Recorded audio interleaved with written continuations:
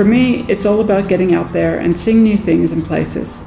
But that's not easy for somebody with mobility impairments. I can't just decide to go see something new and do it.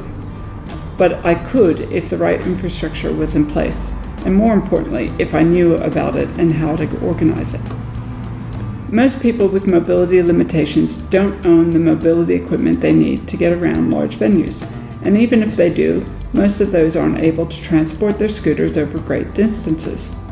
I know, I've forgone many outings because I couldn't get around, or I could only go short distances using my walker.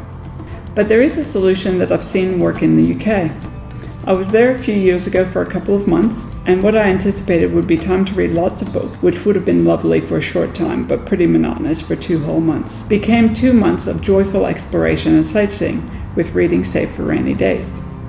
And it was all possible because of a scheme in the UK and Ireland, where most town centres, including many small towns, have mobility scooters available for hire for a small fee.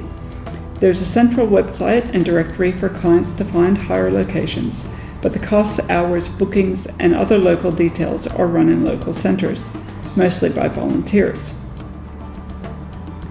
Ever since I've been back in Australia, I see that we already have the basics of what is needed for a similar scheme to flourish here. Most shopping centres and many museums have scooters and wheelchairs for loan or hire within their venues.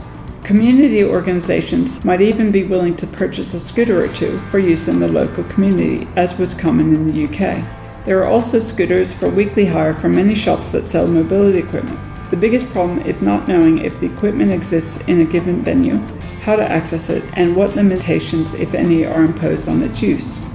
For example, almost without fail, the equipment that we hire now can only be used within the venue, but not at the shop or museum next door or down the road.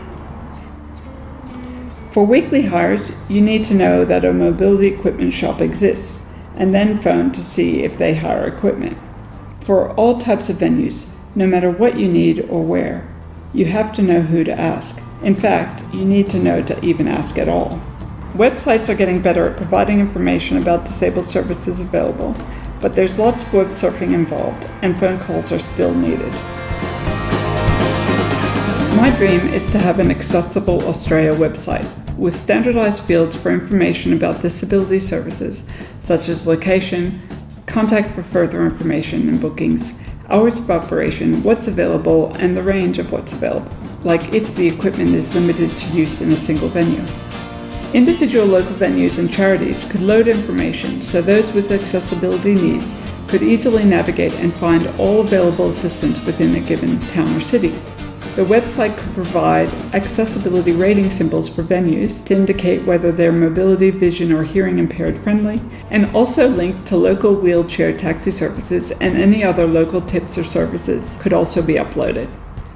No longer would discreet mean hidden, and those with accessibility needs would feel more empowered to use services that will help make their lives better.